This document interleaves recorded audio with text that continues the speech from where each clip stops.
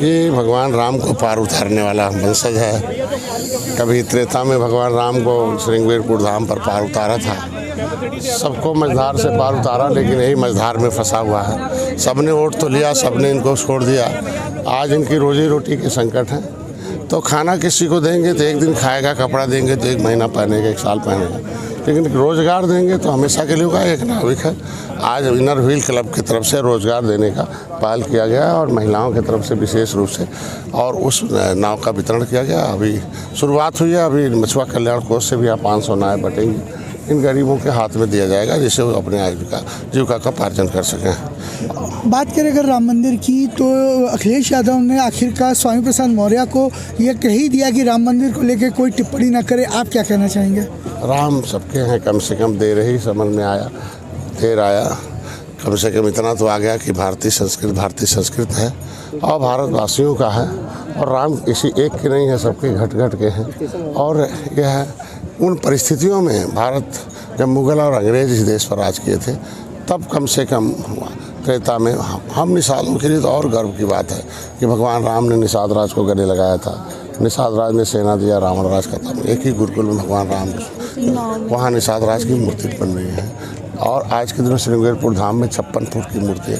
तो कम से कम विपक्ष को इतना तो है कम से कम कि हमें उन्हें भी वोट चाहिए, जिसका वोट चाहिए उसके सम्मान में बोला दे रही है। ऐसे अधर्मियों को पार्टी में रखना ही नहीं चाहिए। और उससे क्या होगा कि ऐसे ही बोलते रहेंगे तो जो भी सपा का कुछ बचा उचा वो भी सब साफ हो जाएगा।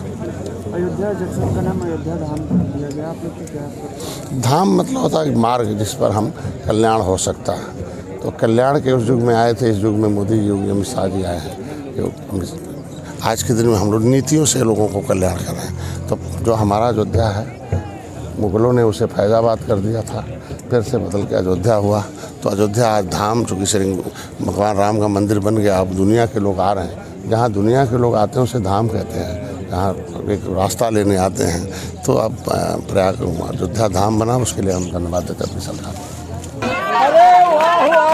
क्या बात है। जय निषाद राज, जय निषाद राज।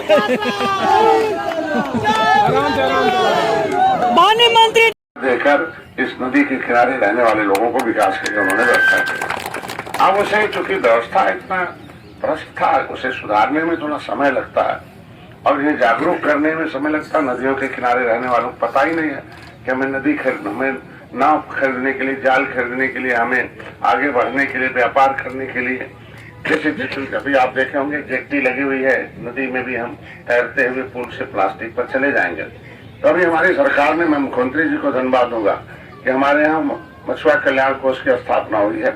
उसमें महिलाओं के सशक्तिकरण के लिए हम लोगों ने अपनी सरकार की तरफ से लगभग 4.5 करोड़ रुपए का तैरता हुआ जलाशय, प्लास्टिक का जिससे तैरता हुआ पुल है, वैसे हम लोगों ने बड़े बड़े झील में तैरता हुआ जलाशय हम अपनी सरकार की तरफ से फ्री देकर एक ग्रुप में एक महिला को 3,20,000 रुपए का जलाशय दे दें, जिससे कि वो आत्मनिर्भर हो सके और उस पर काम कर सके।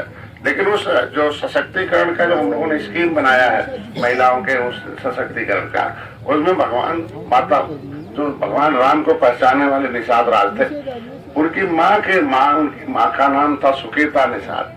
तो उसको माँ सुकेता, महारानी माता सुकेता के नाम से उस योजना का हम लोगों ने अभी पदार्पण किया है। अब उनको हम कैश दे रहे हैं। तो इस तरीके से इन्हें 39,000 करोड़ रुपए में 60% सब्सिडी के माध्यम से फार्म आते हैं। फिशरीज यही मोबाइल है। आप मोबाइल चलाना सीखे, चूंकि अब देश मोबाइल से चलेगा। क्योंकि मोबाइल के लिए हम लोगों को ट्रेनिंग देना पड़ेगा कि मोबाइल में सारी योजनाएं हैं। पता चला चालाक लोग सारी योजनाओं का लाभ ले रहे हैं। लोग जिनको जरूरतमंद है वो बेचारे को पता नहीं है कि हमारे लिए मोदी जी, हमारे लिए योगी जी, हमारे लिए देश की व्यवस्था हमारे दरवाजे से चल के आई है। तो पता लगा जरूरतमंद को नहीं मिला। इसलिए मैं इनर व्हील क्लब से उम्मीद रखता हूँ, एक अपील रखता हूँ कि इन गरीब को मोबाइल चलाना सिखाइए और मोबाइल में डाउनलोड कर दीजिए, चाहे वो कृषि का हो, चाहे फिशरीज का हो, चाहे छोटे रोजगार का हो, छोटे